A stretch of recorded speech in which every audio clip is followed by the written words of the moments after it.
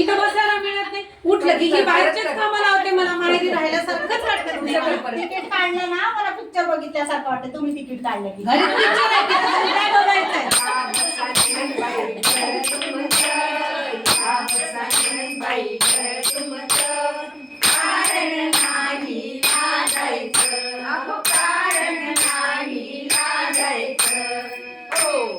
एका जनार्दनी सांगते ऐका, एका जनार्दनी सांगते ऐका, आपण दोघी सत्संगाला जाऊ बरं का, आपण दोघी सत्संगाला जाऊ बरं का, सद्गुरूचे प्रवचन ऐकू बरं का, सद्गुरूचे प्रवचन ऐकू बरं का.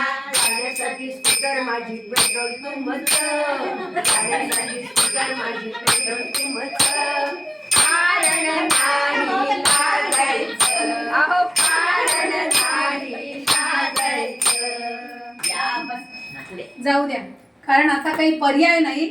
आता शेवटी सत्संगाला पण एवढं का होईना आज आमच्या ज्या गुरु आहेत पांडे काकू यांनी आम्हाला सगळ्यांना इतकं छान सत्संगाला लावलं.